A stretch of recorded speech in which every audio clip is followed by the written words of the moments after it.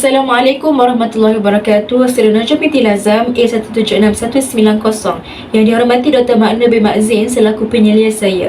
Dalam video ini akan dibentangkan mengenai kertas kerja yang bertajuk Impak Pandemik COVID-19 terhadap pelaksanaan ibadah solat. Seperti yang telah diketahui bahawa COVID-19 telah melanda dunia pada penghujung tahun 2019.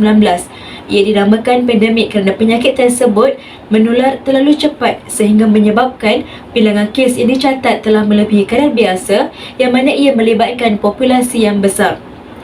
Oleh kerana pandemik COVID-19 yang telah berlaku di tanah air ini mencatatkan jumlah kes dan kadar kematian yang tinggi dalam kalangan masyarakat, pihak kerajaan telah mengambil langkah dengan mengisytiharkan Perintah Kawal Pergerakan PKP.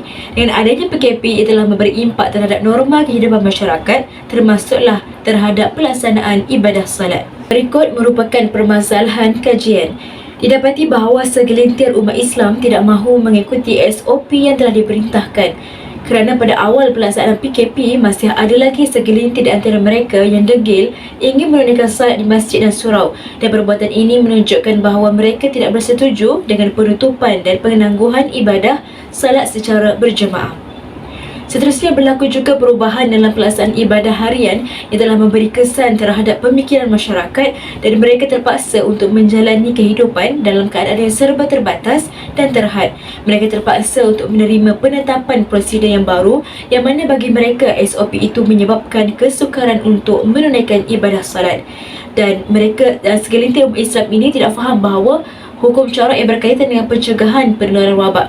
Mereka tidak memahami sepenuhnya mengenai fatwa dalam aspek keringanan meninggalkan salat jemaah dan salat Jumaat ketika dalam suasana darurat seperti pandemik ini, sehingga memberi kesusahan kepada masyarakat sekeliling apabila timbulnya kluster yang baru yang berpunca daripada sikap mereka.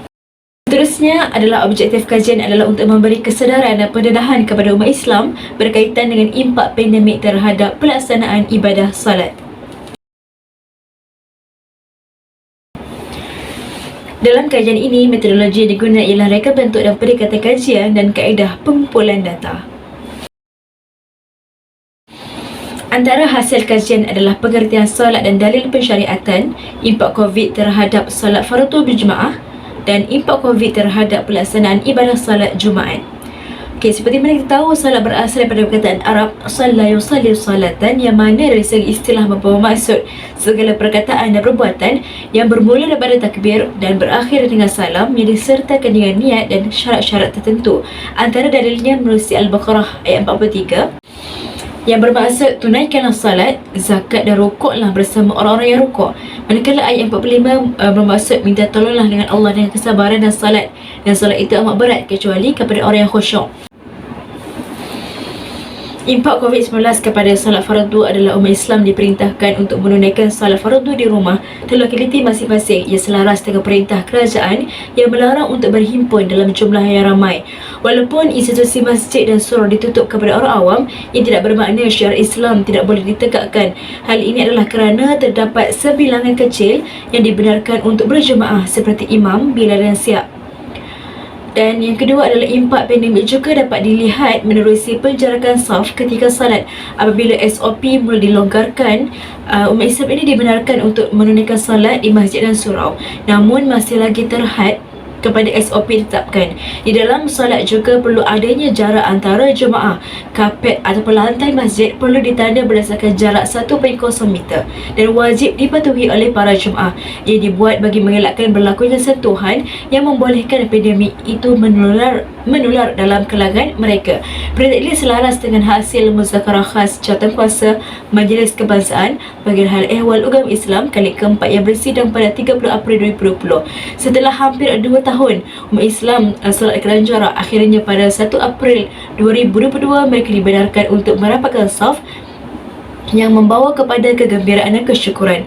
Impak yang ketiga adalah menghadkan bilangan jemaah juga merupakan impaknya, iaitu bilangan yang ditetapkan adalah tidak sama di antara negeri-negeri kerana ia bergantung kepada pihak berkuasa agama negeri yang menetapkan berdasarkan catatan kes positif COVID-19. Kehadiran direkod dalam aplikasi Majastra ataupun buku kehadiran yang disediakan oleh pihak masjid. Perintah ini untuk mengelakkan masyarakat untuk berkumpul dengan jumlah yang ramai dalam satu-satu masa. Seterusnya, memakai pelitup muka. Itu mesti dipatuhi. Jika tidak, jemaah ini tidak boleh masuk dalam masjid untuk menunaikan solat berjemaah. Walaupun pemakaiannya agak merimaskan, tapi ia penting kerana fungsinya adalah untuk mengelakkan cacar daripada hidung dan mulut daripada merebak ke udara, terutamanya ketika batuk atau sesama.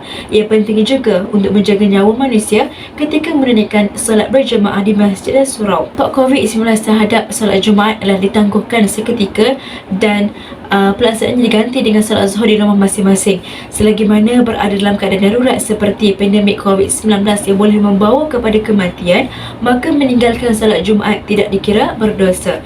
Keringanan diberikan kerana jika tetap dilaksanakan juga solat Jumaat itu, dikhawatiri akan timbulnya mudarat yang lebih besar. Seperti diketahui bahawa menolak mafsadah lebih utama daripada mendapatkan kemaslahatan.